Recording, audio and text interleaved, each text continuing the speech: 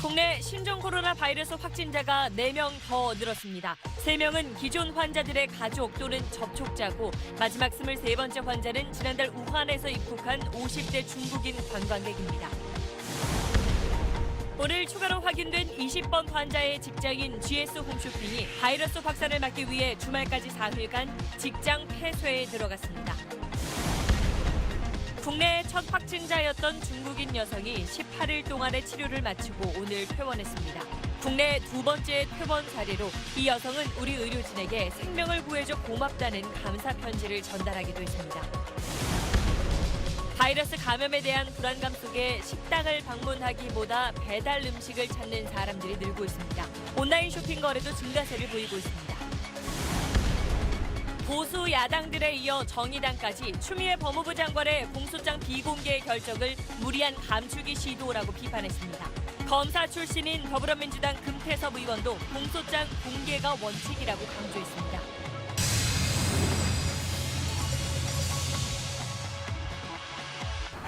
나가지 말자니까. 한 바퀴 더. 현대수소전기차. 네, 여러분, 신종 코로나 바이러스에 감염된 사람이 오늘 하루 4명 더 늘었습니다. 3명은 기존 환자와 접촉했던 사람들이고 다른 1명은 지난달 우한에서 온 50대 중국 여성입니다. 이로써 국내에서 지금까지 확진 판정을 받은 사람은 모두 23명으로 늘었습니다. 정부 발표 정리한 리포트 먼저 보시고 오늘 나온 추가 환자들에 대한 내용은 이어서 전해드리겠습니다. 먼저 박원경 기자입니다.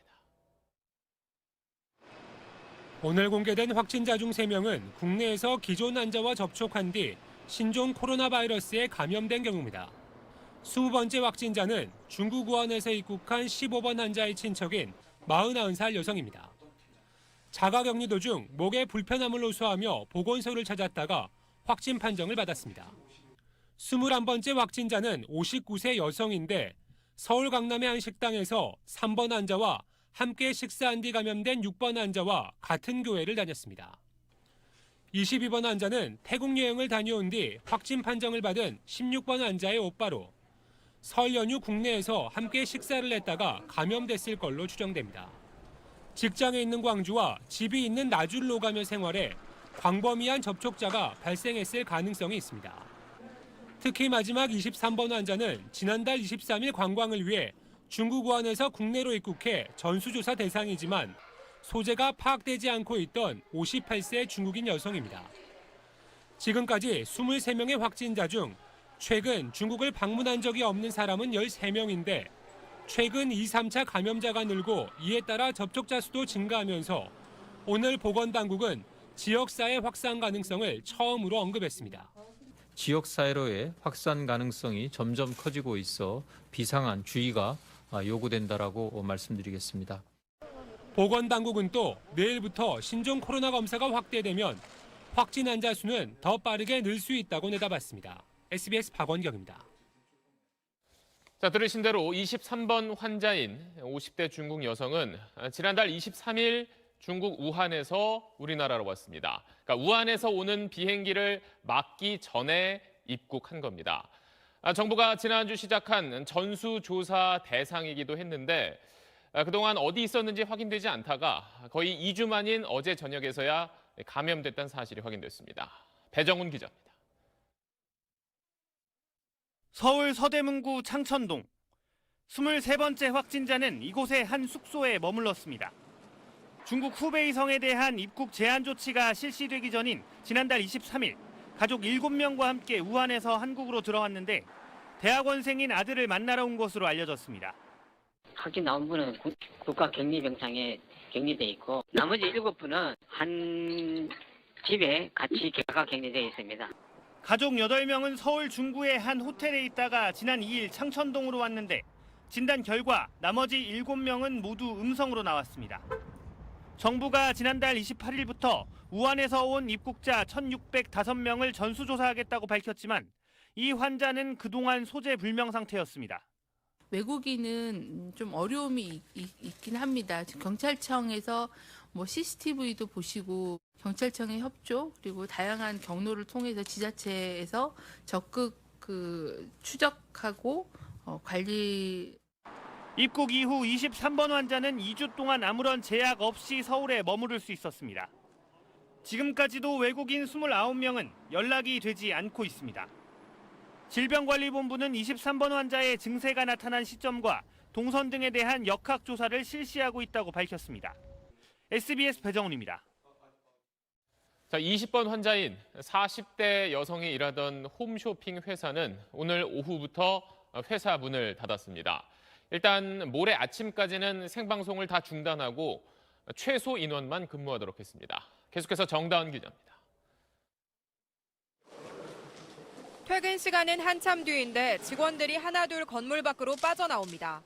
퇴근하는 좀 거의 없어요. 거의 없고 한두 분? 네, 그분들도 금방 갈 거예요. 일 마무리 되는데. GS 홈쇼핑은 오늘 오후부터 오는 8일 오전 6시까지 직장 폐쇄를 결정했습니다. 그 기간 동안 방역 작업을 벌이기로 했습니다. 직장 폐쇄가 결정된 홈쇼핑 건물입니다. 이 직원들이 대부분 퇴근하면서 내부는 한산한 모습입니다. 서울 영등포구에 위치한 GS 홈쇼핑 본사 직원 한 명이 20번 확진자 판정을 받은 건 어제 저녁. 이 직원은 지난 2일 확진 판정을 받은 15번 환자의 가족으로 그 직전인 지난달 31일부터 이미 자가격리 중이었습니다. 20번 확진자와 같은 부서 직원 8명에게도 31일부터 14일간 재택근무 조치가 취해졌습니다.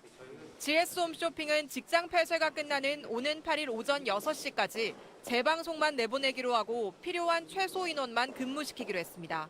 임시 조치로 수량이 확보가 돼 있거나 아니면은 제방이 운영 가능한 아이템으로 편성을 하기 때문에 기존에 저희가 이제 예상되는 매출 대비 조금 이제 빠질 가능성은 있는데 GS 홈쇼핑은 직장 폐쇄와 관계없이 소비자가 주문한 제품 배송엔 문제가 없다고 밝혔습니다. SBS 정다은입니다. 자, 오늘 확인된 환자 가운데 2명은 증상이 나타나기 전에 스스로 집에서만 머물면서 밖에 나가서 사람들을 만나지 않았습니다. 물론 정확한 동선은 좀 더 파악해 봐야겠지만 이른 시기에 그런 자가격리가 이루어지면서 접촉자를 조금 줄일 수 있었습니다. 이 내용은 박찬범 기자가 취재했습니다. 오늘 공개된 21번 환자는 6번 환자의 지인으로 3차 감염 사례입니다. 6번 환자는 지난달 20일 3번 환자와 식사를 하고 2차 감염이 됐는데 3번 환자가 지난달 26일 확진 판정을 받고도 보건당국이 밀접 접촉자로 분류하지 않으면서 일상 활동을 이어갔습니다.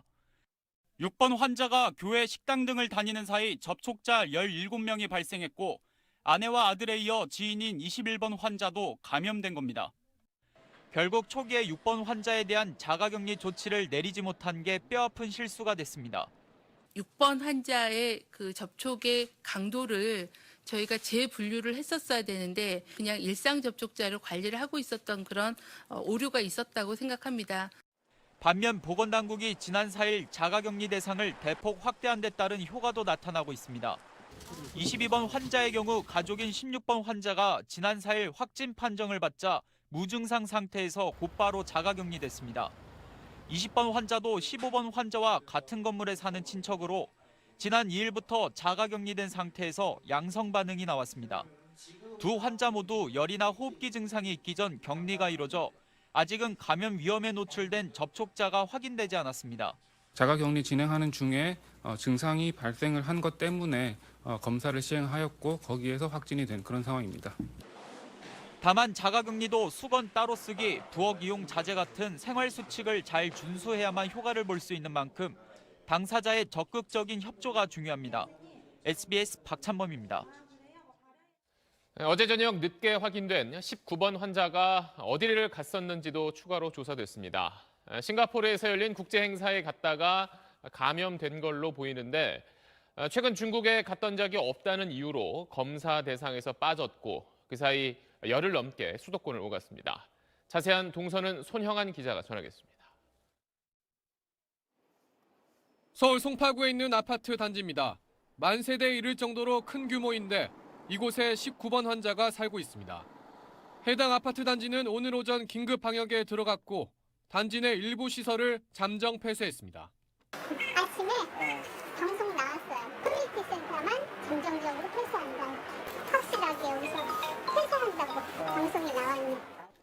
아파트 주변 초등학교 4곳도 오늘부터 휴업에 들어갔습니다.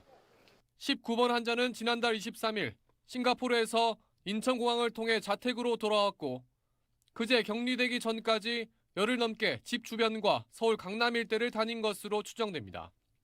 이 환자의 동선은 아주 일부만 공개돼 있는데 지난 1일 현대 프리미엄 아울렛 송도점에 들렀고 이후 서울 강남구에 있는 르메르디앙 호텔에서 식사를 했습니다.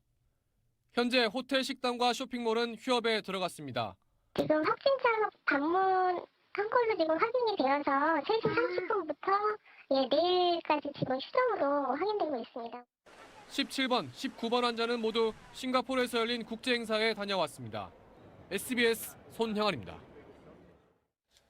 자, 17번 환자와 19번 환자가 함께 갔던 싱가포르 국제 행사에는 그 2명 말고도 우리나라 사람이 2명 더 갔었던 걸로 확인됐습니다. 이렇게 중국이 아니라 다른 나라에 다녀온 뒤에 감염되는 사례가 늘자 정부는 앞으로 중국 방문 여부와 관계없이 증상이 있거나 또 감염이 의심되는 사람은 모두 검사받을 수 있게 했습니다. 이 소식은 안서연 기자입니다. 17번 환자와 19번 환자가 함께 참석한 싱가포르 컨퍼런스에 한국인 2명이 더 참석한 것으로 나타났습니다. 추가로 확인된 참석자 1명은 현재 증상이 없지만 자가격리 중이며 나머지 1명은 아직까지 연락이 닿지 않고 있습니다. 국내 참석자라고 하는 것을 이제 저희가 3명으로 확인을 하고 있었습니다만은 다른 국가에서 싱가포르로 온 한국분이 또 있으셨다라는 것을 확인했습니다. 지난달 싱가포르 그랜드 하얏트 호텔에서 열린 컨퍼런스엔 중국 대표단을 포함해 모두 109명이 참석했습니다. 일본과 태국에 이어 싱가포르까지 중국이 아닌 주변국에서 국내로 들어온 내외국인 중에 잇따라 확진자가 나오자 보건당국은 중국 방문과 관계없이 감염증으로 의심될 경우 진단검사를 받을 수 있도록 했습니다. 동남아 여행을 마치고 귀국한 후에는 2주간 가능하면 불필요한 외부 활동을 줄이고 발열이나 호흡기 증상에 대한 관찰이 필요하고 증상이 발생하면 선별진료소에서 진료받으실 것을 공고드립니다. 정부의 이번 조치는 태국을 방문했던 16번 환자가 중국 방문력이 없다는 이유로 의심 환자에서 아예 빠지며 검사도 받지 못했던 방역의 문제점을 늦게나마 보완하기 위한 것입니다. SBS 안서연입니다. 자, 보신 대로 바이러스는 국경이 없습니다. 더 퍼지는 걸 막으려면 의심 증상 있는 사람들 빨리 확인하고 그에 맞는 의료기관의 적극적인 대처가 무엇보다 중요합니다. 그런데 최근 중국에 갔었다는 이유로 또 열이 좀 있다는 이유로 아예 진료를 거부하는 병원들도 있습니다. 병원도 할 말이 있다는데 이 내용은 박찬근 기자가 취재했습니다. 강원 강릉시에 사는 35살 강모 씨는 지난달 말 생후 31개월 된 아들을 치과에 데려갔다가 진료 접수를 거부당했습니다. 7일 전 중국에서 들어왔다는 게 이유였습니다. 후베이성과 멀리 떨어진 산둥성 칭다오시에 있었고 코로나 바이러스가 아니라는 대형 병원 진단까지 받았다고 설명했지만 소용없었습니다. 자기 나라에 왔는데도 이방인이 돼버린 거죠. 중국에서 온 것만으로 인해서 무슨 바이러스 환자인 마냥. 경기 용인시에선 열이 38.5도까지 오른 70대 어머니를 모시고 내과를 찾았다 진료를 거부당한 사람도 있었습니다. 저희 어머니는 해외여행 가신 적도 없고 중국 가신 적도 없고 그러신데 진료를 거부당해서 그냥 보건소 갔어요. 질병관리본부의 지침은 신종 코로나 바이러스로 의심되는 특정 증세를 보일 때 보건소에 신고하고 환자를 보내도록 하는 거지만 병의원들이 과민하게 반응하고 있는 겁니다. 경기 성남시의 경우엔 진료 거부가 잇따르자 중국에서 왔다는 이유만으로 진료를 거부하면 고발 조치될 수 있다는 별도 공문까지 일선병원에 발송했습니다. 하지만 병원들도 할 말이 없는 건 아닙니다. 다른 내원 환자들한테도 사실 전파가 되면 안 되고 이 건물 자체가 이제 폐쇄가 되고 사실은 조심스러운 부분. 정부도 병원들의 우려를 반영해 코로나 바이러스 환자가 다녀가서 피해를 본 업체나 병원에는 지원 방안을 검토하겠다고 밝혔지만 말뿐 구체화된 건 없습니다. 공포감만큼이나 막연한 정부 대책 속에 환자와 의료진, 일선 현장의 혼란이 커지고 있습니다. SBS 박찬근입니다. 자, 그럼 여기서 치료받고 있는 환자들 상태 알아보고 가겠습니다. 오늘 확진 판정을 받은 50대 여성이 입원해 있는 국립중앙의료원 연결하겠습니다. 자, 김민정 기자, 그 23번 환자가 중국 우한에서 온 지 이제 2주 정도 됐는데 지금은 어떤 상태인가요? 네, 현재 23번 환자는 열은 좀 나지만 엑스레이와 CT를 찍으러 걸어서 이동하는 등 거동에는 전혀 지장이 없는 상태인 걸로 파악됐습니다. CT 촬영 결과 폐렴 소견을 보인 걸로 취재가 됐는데요. 아직 본격적인 주사제 투약을 받기 전이고 항바이러스제 치료는 의료진이 논의를 거친 뒤에 추후 결정할 계획입니다. 특히 이 23번 환자는 지난달 23일 중국 우한에서 서울로 입국한 뒤 증세가 나타나 오늘 확진 판정을 받았는데요. 질병관리본부는 국내 감염 가능성보다 우한 현지 감염 가능성이 더 높다고 보고 있습니다. 증세 발현 시점에 따라 잠복기인 14일을 넘겨 증세가 나타난 첫 사례가 될 수 있는 만큼 질병관리본부는 잠복기 조정을 위한 면밀한 역학조사를 하고 있습니다. 자, 다른 환자들 상태는 어떤지 파악한 내용도 함께 전해주시죠. 네, 같은 병원에서 입원 치료 중인 우한 교민 13번 환자는 별다른 감염 증상 없이 안정을 취하고 있는 걸로 알려졌습니다. 지난 24일 이곳 국립중앙의료원에 들어올 때만 해도 폐렴과 인후통 증세가 있었지만 치료를 통해 많이 호전됐습니다. 현재 별다른 치료 없이 병실에서 안정을 취하면서 바이러스 검출 여부를 확인하고 있는 단계입니다. 전체적으로 안정세를 찾는 환자가 늘면서 질병관리본부는 조만간 추가 완치자들이 더 나올 것으로 기대하고 있습니다. 지금까지 국립중앙의료원에서 전해드렸습니다.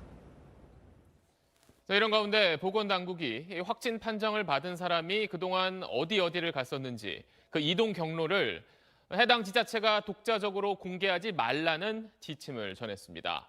혼란을 막기 위해서라는 건데 추가 확산을 막기 위해서는 신속한 정보 공개가 더 중요하다는 반론도 만만치 않습니다. 한세연 기자입니다. 질병관리본부는 7번 환자를 확진하고도 15시간이 지나서야 공개했습니다. 굉장히 많은 동선과 접촉자를 조사를 하고 CCTV라거나 카드 조회 이렇게 정확한 것들을 정리를 해야만. 하지만 늦장 발표로 감염 위험을 높였다는 비판이 이어졌습니다. 실시간대로 발표되고 공유되지 않으면 시민들의 불안을 키우게 되고 감염병을 확산을 막는데 큰 문제를 저는 노정한다고 봅니다. 이런 혼란은 수원과 구리, 대구 등에서도 이어졌습니다. 이처럼 환자 발생과 이동 경로 정보 공개를 두고 보건당국과 지자체 간 엇박자가 잇따르자 오늘 보건당국이 동선 등 확진자 정보를 따로 공개하지 말아달라는 지침을 각 지자체에 전달했습니다. 당사자 기억뿐 아니라 신용카드 사용 내역, CCTV 등 확인 작업이 필요하다는 겁니다. 따로 독자적으로 공개함으로써 혼선을 일으키지 않도록 하는 협조가 매우 기묘하다라고 판단을 하고 있습니다. 하지만 정보 공개가 지연되면서 인터넷과 SNS를 중심으로 추측과 가짜 정보가 뒤섞여 불안감이 더 커진다는 우려가 적지 않습니다. 어느 시간대에 어디 장소를 갔다는 것을 적극적으로 국민들한테 공개를 해서요. 자가격리하고 신고를 하는 것이 방역의 빈틈을 메우는 아주 중요한 요인입니다. 확인되지 않은 정보가 자영업소의 피해 등 부작용을 일으킨다는 지적도 나오지만 보건당국과 행정력을 갖춘 지자체가 적극적인 협조를 통해 정확한 정보를 가능한 빨리 공개해 감염 예방 효과를 높이는 게 최선이라는 의견이 많습니다. SBS 한세연입니다. 확진 환자 1명이 어제 처음으로 퇴원한 데 이어 국내 첫 환자였던 30대 중국 여성도 오늘 완치 판정을 받고 퇴원했습니다. 환자를 맡았었던 의료진은 앞으로 자료가 더 쌓이면 신종 코로나 바이러스가 무서운 병이 아니라는 게 밝혀질 수 있을 것 같다고도 했습니다. 자세한 내용은 민경호 기자가 전하겠습니다. 지난달 19일 중국 우한에서 인천공항으로 입국한 뒤 국내에서 처음으로 신종 코로나 감염이 확진됐던 1번 환자, 35살 중국인 여성이 오늘 퇴원했습니다. 이제 열도 나지 않고 2번에 걸친 바이러스 검사 결과도 모두 음성이었습니다. 격리 18일 만입니다. 토요일부터 화요일까지 총 4일 동안은 바이러스가 배출이 되지 않았기 때문에 충분히 안전한 상태에서 격리 해제를 했다고 생각하셔도 될 것 같습니다. 이 환자를 치료한 인천시 의료원은 어제 퇴원한 2번 환자와 마찬가지로 먹는 에이즈 치료제 칼레트라를 처방했다고 설명했습니다. 의료진은 이 환자가 격리 열흘째를 넘기면서 폐렴 증상이 다소 심해져 산소 요구량이 많아지긴 했지만 2, 3일 뒤 다시 호전됐다고 설명했습니다. 데이터가 쌓이면 이게 막연히 무서운 병이 아닐 수도 있겠다라고 점점 밝혀질 수도 있을 것 같고요. 1번 환자는 의료진들은 자신의 영웅이라며 남은 생을 다른 사람을 돕는데 최선을 다하겠다는 감사의 편지를 보냈습니다. 또 베이징을 거쳐 기차를 타고서라도 하루빨리 우한 집으로 가고 싶다고 밝혔습니다. 이런 가운데 한때 위독하다는 설이 돌기도 했던 4번 환자도 관련 증상이 사라져 퇴원이 검토되고 있습니다. SBS 민경호입니다. 그럼 여기서 조동찬 의학 전문 기자와 오늘 내용 정리하겠습니다. 자, 오늘 보건당국이 지역사회 감염을 대비해야 한다 이 말을 했는데 이건 어떤 뜻인가요? 앞으로 환자가 더 늘 수도 있다는 뜻인가요? 네, 오늘까지는 확진 검사가 160명 정도만 가능했는데 네. 내일부터는 2,000명으로 늘어나니까 확진자 늘어날 것 같습니다. 하지만 지금처럼 국외 유입이거나 네. 확진 환자의 가족, 친구, 직장, 동료 범위라면 환자가 조금 늘어난다 하더라도 어느 정도 대처가 가능합니다. 그동안의 환자 특성 보면요. 증세가 가벼운 사람과 증세가 있더라도 마스크를 쓰고 다닌 환자들로 감염되는 사례는 적을 것으로 보이거든요. 네. 그리고 음성 나왔다가 나중에 양성으로 바뀌어서 문제가 됐었죠. 그런데 지금은 음성이 나왔다고 하더라도 14일까지 지켜보다가 재검하겠다고 했으니까 네. 보건당국의 방역망 점점 더 교정되고 있다는 것도 긍정적인 측면입니다. 결국 좀 더 확산을 막으려면 최대한 좀 빨리 찾아내는 게 가장 중요할 텐데 그런 점에서 좀 우리 방역망 좀 보완할 건 없을까요? 네, 의사가 신종 코로나 같다고 했는데도 태국을 다녀왔다는 이유로 검사하지 않아 조기에 진단되지 않았던 16번 환자로부터 오늘 추가로 2명의 확진 환자가 됐습니다. 그렇죠. 네. 대책으로 꼭 중국을 방문하지 않은 사람이더라도 의사가 신종 코로나가 의심되면 확진 검사 받게 하겠다 이렇게 했는데요. 그런데 현장 의사들은 뭐라고 하냐면 지금은 중국을 다녀온 환자만 차트상 볼 수 있다. 태국이나 싱가포르 같은 주요 감염 국가를 다녀온 정보도 볼 수 있었으면 좋겠다 이렇게 말하는데 타당한 것 같으니까 정부가 검토했으면 좋겠습니다. 네, 그리고 이제 오늘 확진 판정 받은 사람 가운데 홈쇼핑 회사 다닌 사람이 있어서 이제 회사 문을 아예 지금 일시적으로 닫았는데 그럼 거기 택배는 괜찮은 거냐 이거 궁금해하는 분들도 있더라고요. 네, 작은 가능성이라도 찾아본다면 확진자의 침방울이 튈 수 있는 2m 반경 이내의 물건들일 텐데 확진자는 상품 제조나 물류 배송과는 무관한 부서였다고 하니까 네. 가능성이 매우 낮아 보입니다. 게다가 코로나 바이러스는 몸 밖으로 나오면 잘 죽습니다. 그래도 불안하다면 택배 받고 손 잘 씻으면 되겠죠. 그리고 어제 제가 19번 환자가 김포의 한 아울렛 들렸다고 했는데 네, 그렇죠. 송도 현대 아울렛이었습니다. 네. 정정하겠습니다. 김포가 아니라 인천 송도. 네. 네. 그리고 끝으로 이제 중국에서 태어난 지 30시간밖에 안 된 아기가 감염됐다고 해서 임신부들도 좀 걱정이 있어요. 네, 코로나 바이러스는 임신부에서 태아로 전염된 사례가 보고된 적 없습니다. 오히려 반대로 전염되지 않았던 사례 보고만 있습니다. 실제로 지난 3일 중국에서 신종 코로나에 감염된 임신부가 출산을 했는데 네. 신생아 어디에서도 바이러스는 발견되지 않았습니다. 네. 대한바이러스학회는 중국의 신생아 감염 사례는 출산 후 병원에서 감염됐다고 보는 게 더 타당하다는 의견을 보내왔습니다. 네, 알겠습니다. 조동찬 의학 전문 기자와 이야기 나눠봤습니다. 어제 10명이 확진 판정을 받은 일본 크루즈선에서 오늘 추가로 10명이 더 감염된 게 확인됐습니다. 확진자들은 육지 병원으로 이송됐고 3,600명 넘는 남은 탑승자들은 2주 동안 선실란에서 격리 생활을 해야 합니다. 한국인 승선자 9명의 상황도 전해드립니다. 요코하마에서 유성재 특파원입니다. 승객과 승무원 3,600여 명을 태운 크루즈선 다이아몬드 프린세스호에서 오늘 신종 코로나 감염자 10명이 추가로 확인됐습니다. 감염 검사를 받은 273명 가운데서 어제 10명에 이어 10명의 감염자가 또 나온 겁니다. 크루즈선은 오늘 오전 요코하마 항으로 들어와 일시 정박하고 확진자를 육지로 긴급 이송했습니다. 다이아몬드 프린세스호는 도착 사흘 만인 오늘 처음으로 부두에 접안했습니다. 추가 확진자 이송과 식수 등 생필품 공급이 끝나면 다시 태평양 연안으로 이동하게 됩니다. 앞으로 2주 동안 먼 바다와 항구를 왕복하며 감염 환자를 내리고 물자를 싣는 과정을 수차례 반복할 것으로 보입니다. 선내에서는 통제가 계속되고 있습니다. 자유로운 바깥 출입은 원칙적으로 불가능하고 We all passengers have to remain in their cabins. We can't open a door and walk along the corridor. 식사는 승무원이 방으로 배달해주고 있습니다. 部屋に入ってくることはなく、さっと渡してさっといなくなるような対応になりました。 오늘 오후부터는 창문이 없는 객실 승객에 한해 바깥 공기를 쐬는 게 제한적으로 허용됐고 새 마스크를 나눠준다는 선내 방송도 나왔습니다. 本日マスクが搬入され各客室にお配りすることができます。 한편 한국인 승선자 9명은 승무원 5명과 승객 4명으로 파악되고 있습니다. 대사관 관계자는 현재 이들의 건강 상태에는 큰 이상이 없는 것으로 보인다고 밝혔습니다. 요코하마에서 SBS 유성재입니다. 중국에서는 확산세가 계속되는 가운데 감염자와 아주 잠깐 함께 있던 사람이 전염된 걸로 의심되는 사례도 나왔습니다. 베이징 연결합니다. 송호 특파원, 중국 사망자 수가 계속 늘고 있네요. 우한시 상황은 나아진 게 없습니까? 네, 중국 본토의 확진자는 이제 2만 8천여 명, 사망자는 563명에 이르고 있습니다. 발병지 우한시만 따로 놓고 보면요. 확진자는 10,000명을, 사망자는 400명을 넘어섰습니다. 생후 30시간 된 신생아가 확진 판정을 받기도 했습니다.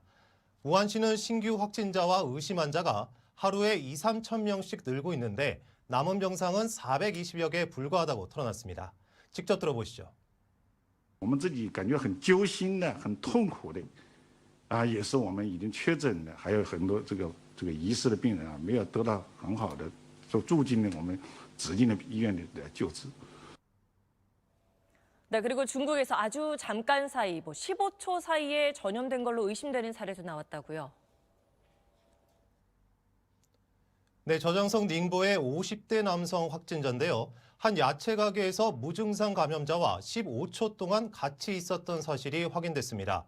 항저우에서도 병원 약국에서 감염자와 50초 동안 함께 있었던 남성이 확진 판정을 받았습니다. 두 경우 다 마스크를 쓰고 있지 않았습니다. 물론 다른 곳에서 감염됐을 가능성을 완전히 배제할 수는 없습니다. 이런 상황에서 광시성 난닝에서는요. 한 남성이 휴지에 침을 뱉은 뒤 엘리베이터에 묻히는 장면이 공개돼 공안이 수사에 나서기도 했습니다.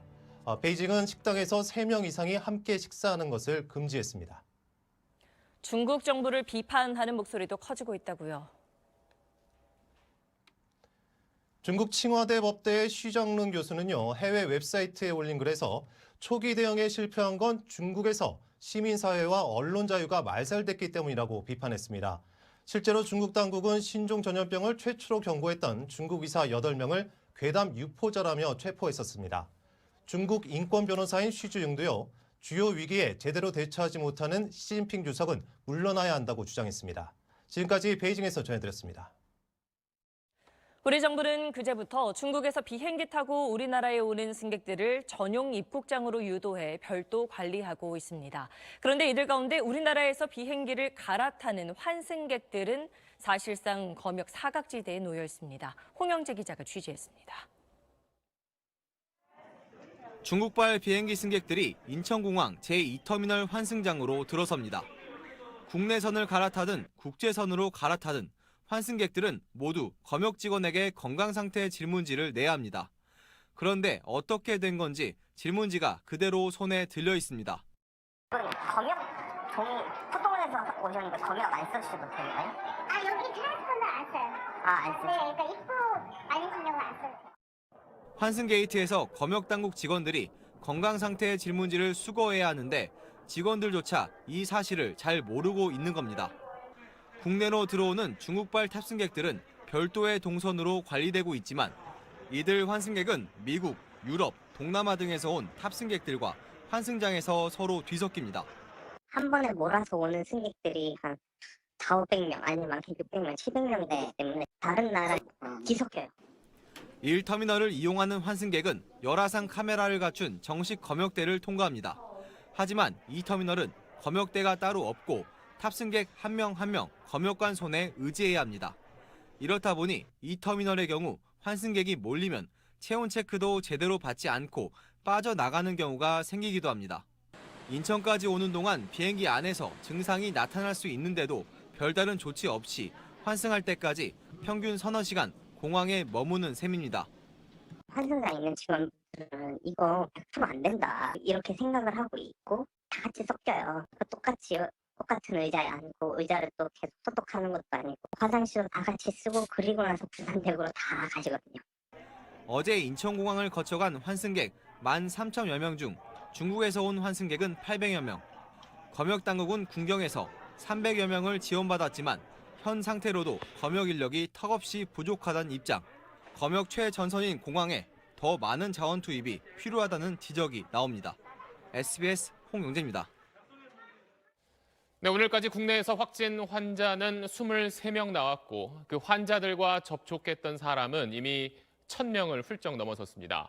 그렇다 보니까 평범했던 우리 일상까지 이제 달라지고 있습니다. 혹시나 하는 걱정에 사람 많은 곳은 피하거나 또 되도록이면 집 밖에 나가지 않으려고 하고 다른 사람과 함께 쓰는 건 아무래도 조금 꺼리게 되는 게 요즘 분위기입니다. 지금부터는 신종 코로나가 바꿔놓은 이런 사회 모습들을 하나씩 짚어보도록 하겠습니다.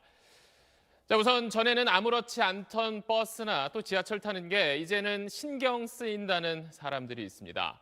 버튼이라든지 손잡이처럼 다른 사람들 손 많이 닿는 데는 좀 찜찜하다는 목소리도 있는데 일상에서 얼마나 조심하고 또 주의해야 하는지 재희원 기자가 취재했습니다. 지하철 승강장엔 마스크 쓴 승객들이 대부분입니다. 전동차 안에도 버스 정류장에도 마스크를 안 쓴 사람을 찾는 게 더 힘들 정도입니다. 덜 만지게 되는 것 같긴 해요. 에스컬레이터 탈 때나 그럴 때 손잡이 같은 거 평소보다 확실히 손 더 자주 씻게 되고 외출하고 갔다 와서도 더 자주 씻게 되는 편인 것 같아요. 이쑤시개 같은 걸로 엘리베이터 버튼을 누르는 중국 동영상까지 인터넷 커뮤니티를 타고 빠르게 퍼지고 있습니다. 주의는 필요하지만 과도하게 불안해할 필요는 없다는 게 예방의학 전문가들의 조언입니다. 이 감염 위험 지역이나 환자 동선상 위치한 곳이 아니라면은 굳이 마스크를 쓰지 않아도 된다는 것이 대다수의 국가에서 동일하게 갖고 있는 권고 수준입니다. 세계보건기구 WHO 역시 마스크 착용이 어느 정도 감염 확산을 제어할 수는 있지만 감염이 됐거나 감염이 의심되는 사람이 아니면 반드시 의료용 마스크를 착용해야 하는 건 아니라고 조언하고 있습니다. 건강한 성인이라면 손을 꼼꼼히 자주 씻고 눈이나 코, 입을 만지지 않는 것으로도 예방할 수 있다는 뜻입니다. 다만 확진자 동선 등 감염 위험이 상대적으로 큰 지역 주민이나 여러 사람을 상대해야 하는 직종의 근무자는 마스크를 사용하는 게 도움이 됩니다. 또 휴대전화는 침이 튀는 등 오염되기 쉬운 만큼 다른 사람 전화기에는 손대지 않는 게 좋습니다. SBS 재희원입니다. 자, 사람들이 밖에 잘 나가질 않고 또 붐비는 곳을 피하면서 장사하는 분들 걱정이 많다는 소식 어제 전해드렸는데 반대로 전보다 더 바빠진 곳도 있습니다. 바로 배달 음식 업체입니다. 식당 가는 대신에 집에서 시켜 먹는 사람들이 늘고 있는 겁니다. 또 스마트폰이나 인터넷으로 물건 사는 사람도 부쩍 늘었습니다. 이어서 이성훈 기자입니다. 점심시간 배달음식 업체에 주문이 밀려듭니다. 배달을 기다리는 포장음식이 이렇게 쌓여 있는 건 다 코로나 특수 때문입니다. 보통 설명절이 지나고 나면 매출이 평소보다 떨어지는데 이번에는 오히려 일매출 평균이 약 20% 정도 증가했습니다. 그런데 평소와 달리 고객 주문이 하나 더 늘었습니다.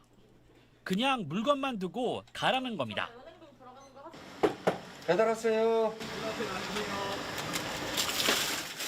혹시 모를 바이러스 감염 걱정에 배달기사와의 대면 접촉조차 꺼리는 겁니다. 신종 코로나 때문에 그런지는 몰라도 현관 앞에다가 음식물을 놓고 가라는 집이 많습니다. 신종 코로나 바이러스 여파로 오프라인 매장이 타격을 받고 있는 것과 달리 온라인으로 상품을 주문하는 비접촉, 이른바 언택트 소비는 급증하고 있습니다. 마트마다 손님들 발길이 뚝 끊겼지만 온라인 쇼핑몰엔 생필품은 물론 신선식품까지 주문이 폭주하고 있습니다.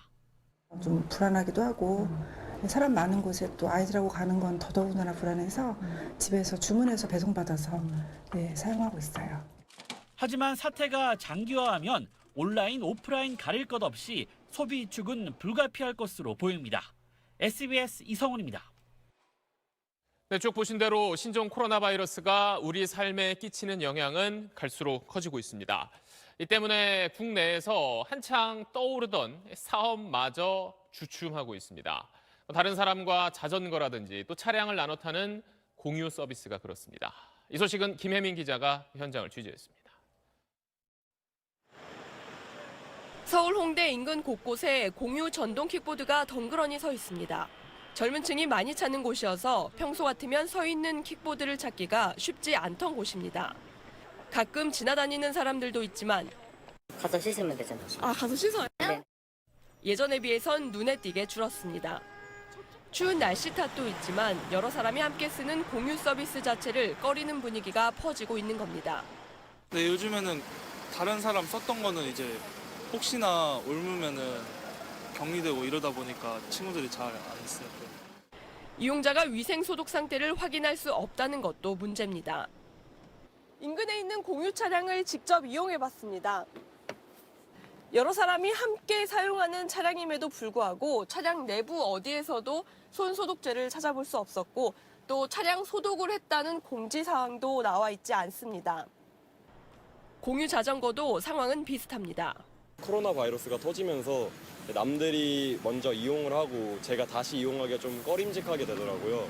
그래서 이 자전거가 다시 소독되었는지도 모르고 소독을 철저히 해달라는 민원도 들어옵니다. 어저께 전화를 받았는데 잘 좀 세정제라든가 이런 것 좀 같이 좀 해달라는 의견이야. 일부 공유 서비스 업체들은 정기 소독을 하고 있다며 소비자 잡기에 나섰지만 이용자들의 불안감을 잠재우기가 쉽지 않아 보입니다. SBS 김혜민입니다. 네, 신종 코로나 감염 의심자를 병원이 방치하고 있다거나 또 수원의 한 고등학교에서 추가 확진자가 나왔다는 내용 모두 온라인을 통해 유포된 가짜 뉴스였습니다. 경찰이 신종 코로나 관련한 이런 가짜 뉴스를 만들거나 개인정보를 유포한 10명을 검거했습니다. 가정주부부터 고등학생까지 다양한 사람들이었고 확진자에 대한 보고서가 여럿 유출된 건 공무원이 퍼뜨린 걸로 파악되고 있습니다. 경찰은 앞으로도 조사를 계속하겠다며 악의적인 유포 행위에 대해선 구속 수사까지 검토하겠다고 밝혔습니다. 저희도 불안을 조장하는 이런 내용들을 계속 검증하고 제보도 받고 있습니다. 오늘은 키우는 반려동물이 신종 코로나에 걸릴 수 있는지 그리고 다시 사람에게 바이러스를 옮길 수 있는지 확인해 보겠습니다. 사실은 코너 이경원 기자입니다.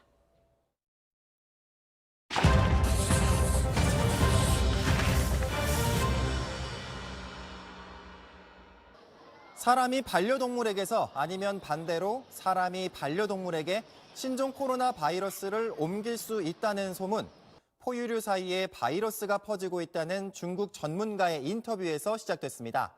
중국에서 반려동물을 버리는 일이 잇따랐고 국내에서도 사람과 동물 사이 전염 가능성에 대해 관심이 높아졌습니다.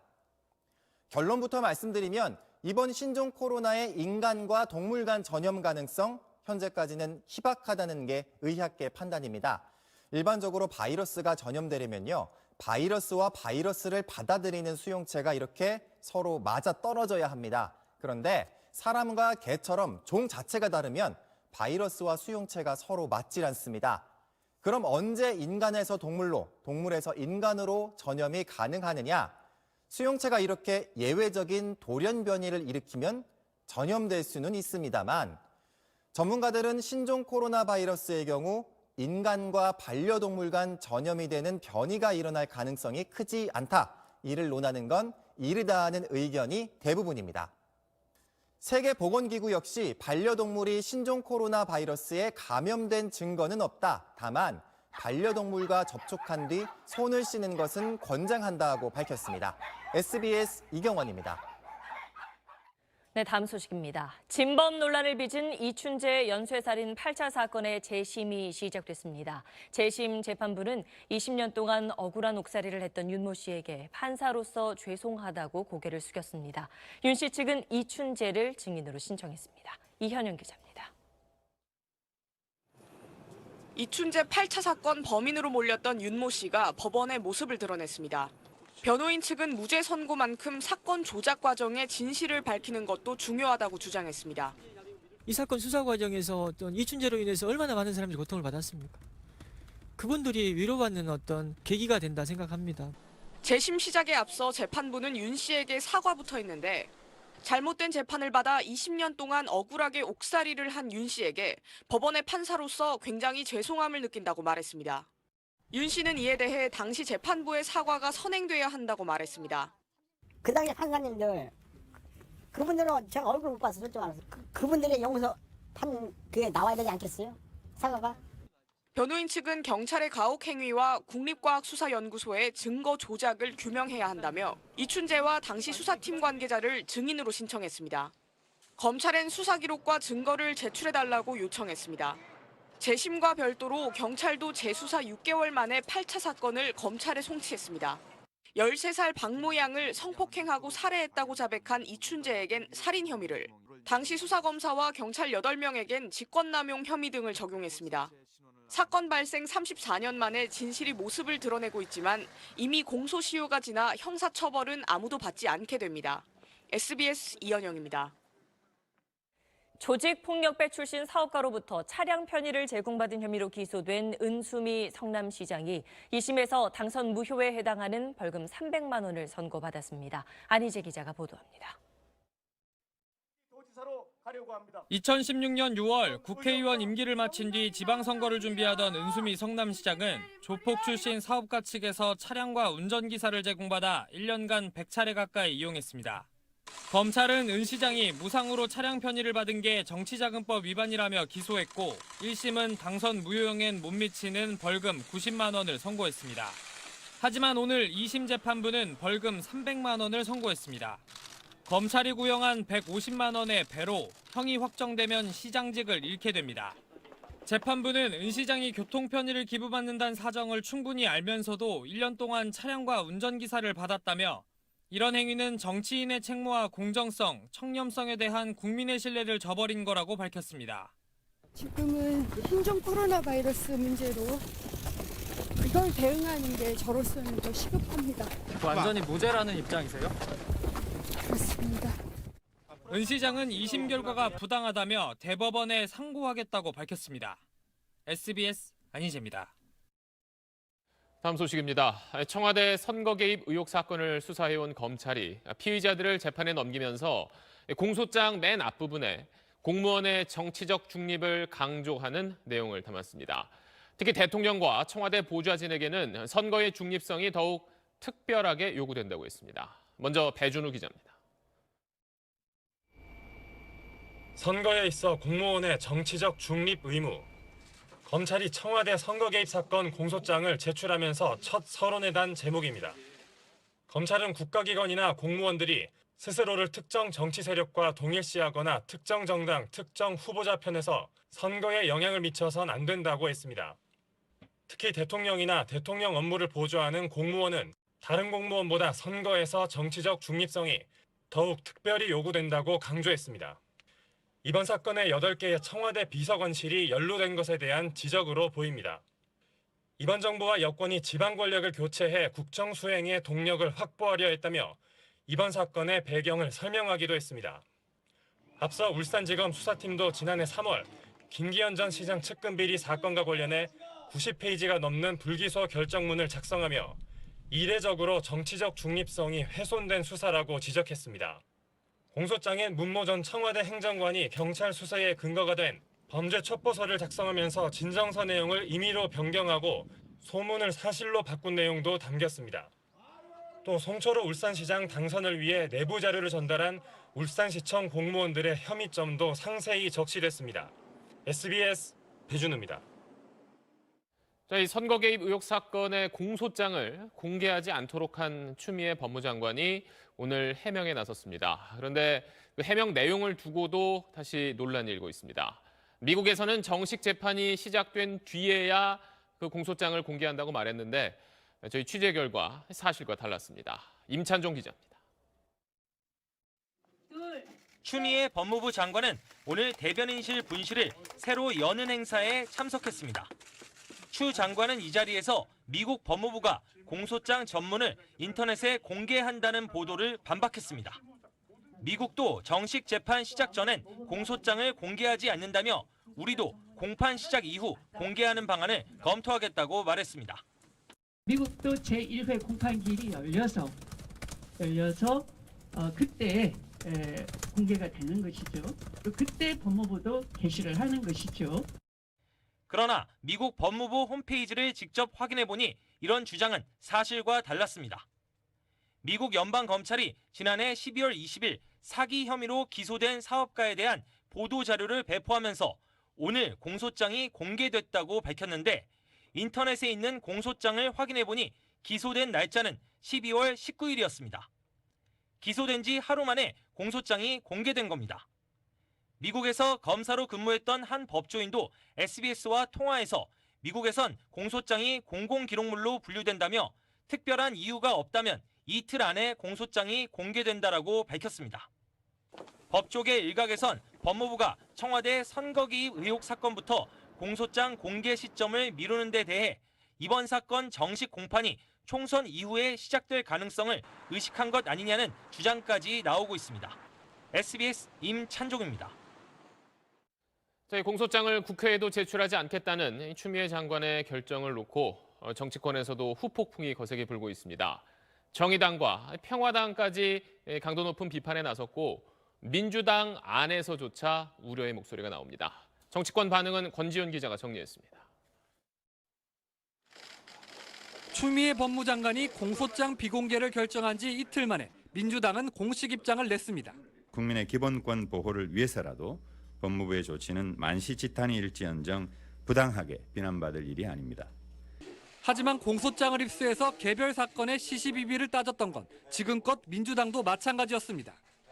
공소장이 부실하다고 비판했고 백지 공소장을 내미는 그런 행위는 참으로 어처구니 없습니다. 공소장을 제출하라고 요구했고 조범동 씨에 대한 공소장 반드시 우리 저에게도 좀 전달해 주시기 바라고요. 공소장을 근거로 의혹을 제기했습니다. 임종원 전 법원행정처 차장의 공소장에도 관여된 부분이 적시되어 있습니다. 추미애 장관이 당대표였을 때 만든 당내 적폐청산 특위도 공소장을 빈번하게 활용했습니다. 그러다 하필 청와대 선거 개입 의혹 사건부터 공소장 제출을 거부하니 유불리에 따라 논리가 바뀐다는 비판을 받는 겁니다. 보수와 중도 성향에 이어 진보 성향 정당들까지 타당성이 없다거나 제 얼굴에 침 뱉기라며 성토하고 있습니다. 무리한 감추기 시도라는 비판을 면하기 어렵습니다. 민주당 안에서도 우려가 표출됐습니다.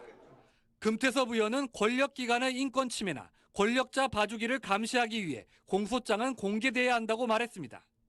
지난해 12월 법무부 산하 법무검찰 개혁위는 사회적으로 이목을 끈 사건에 한해 국민의 알 권리를 보장하고 검찰권을 민주적으로 통제하기 위해 공소장보다 더 내밀한 검찰의 불기소 결정문까지도 공개하라고 공고했습니다. SBS 권준입니다. 청와대 새 대변인으로 오늘 강민석 전 중앙일보 부국장이 내정됐습니다. 사표를 낸 지 나흘 만인데 또 한 번 언론인이 청와대로 직행하면서 논란이 일고 있습니다. 김정은 기자의 보도입니다.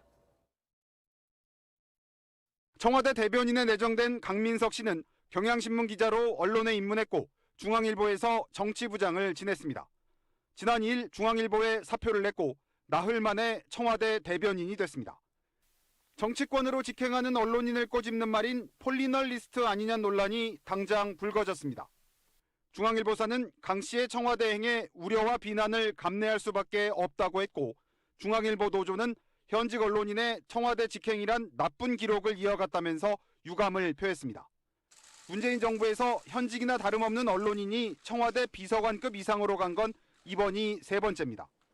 윤도한 국민소통수석은 MBC 기자직에서 명예퇴직한 뒤 8일 만에 청와대로 옮겼고 한겨레 기자였던 여현호 국정홍보 비서관도 사표 제출 이틀 뒤 청와대 비서관이 됐습니다. 문재인 대통령은 지난해 신년 기자회견에서 과거 정부와는 달리 현 정부에선 권한 유착이 없으니 오히려 장점이 더 많다고 말했습니다.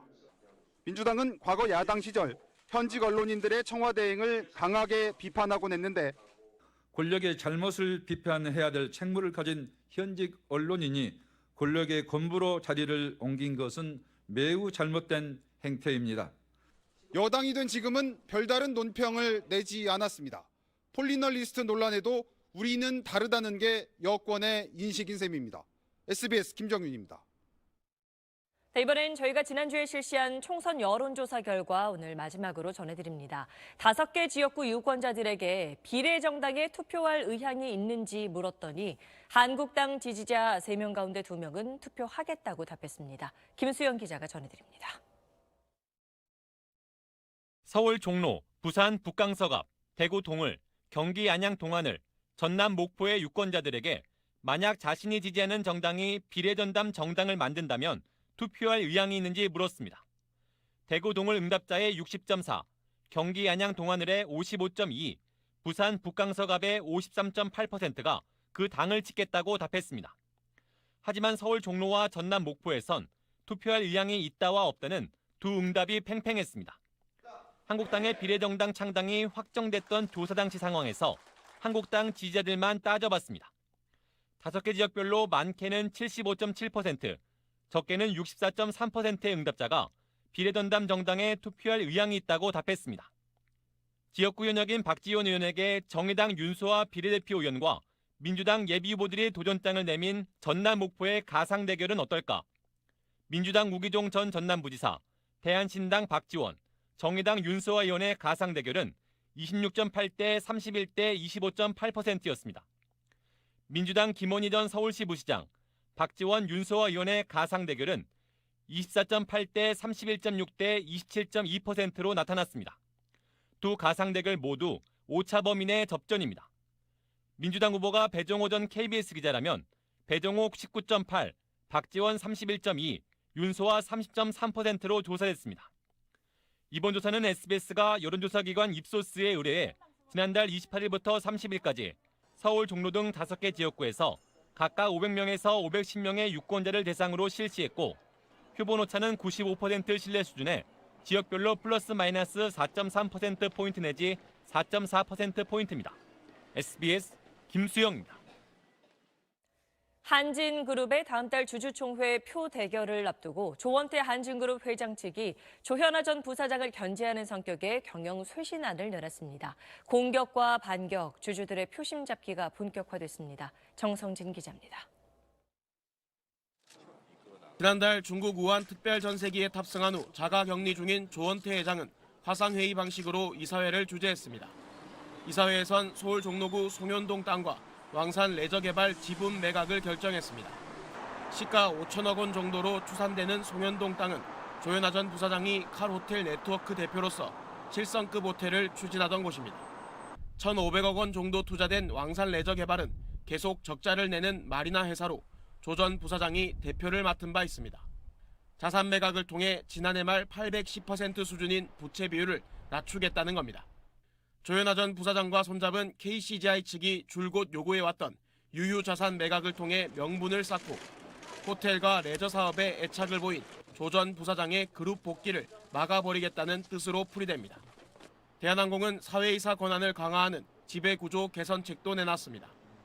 하지만 대부분 1년 전 발표했던 내용의 재탕이어서 경영 쇄신 의지가 부족한 게 아니냐는 지적도 나왔습니다.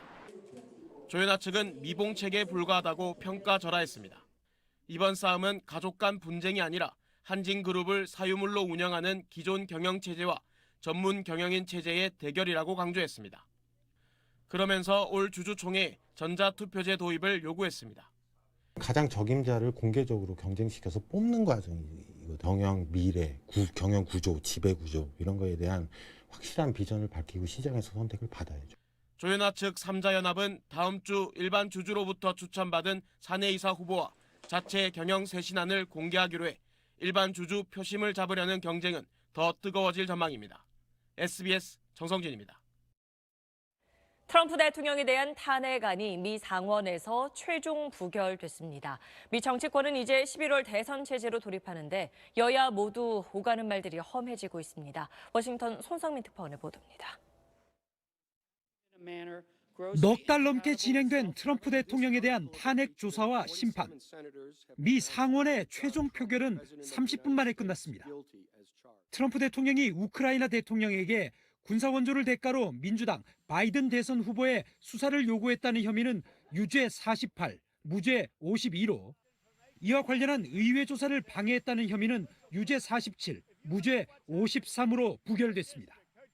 It is therefore ordered and adjudged that the said Donald John Trump be, and he is hereby, acquitted of the charges in said articles. 법리로 유무죄를 따진 게 아니라 당론에 따른 투표 결과입니다. 상원 의원 3분의 2인 67명이 유죄, 그러니까 여당인 공화당에서 20명 이상 반란표가 나와야 탄핵이 되는데 권력 남용 혐의에서만 1명이 이탈했습니다. 여당 장악력을 확인한 트럼프 대통령은 내일 탄핵 사기극에 대한 승리를 알리겠다며 대국민 성명을 예고했습니다. 탄핵을 주도한 펠로시 하원 의장이 대통령 국정연설문을 찢은 것을 놓고는 후폭풍이 이어지고 있습니다. 백악관과 공화당은 분노 발작, 불신임 대상이라고 맹비난했습니다. 하지만 펠로시 의장은 자신이 찢은 건 거짓된 진실이라고 받아쳤고 민주당 의원들은 기립박수를 보냈습니다. 트럼프 대통령 취임 후 가속화한 여야 간 증오와 험한 말이 대선을 앞두고 고삐가 마저 풀리는 모습입니다.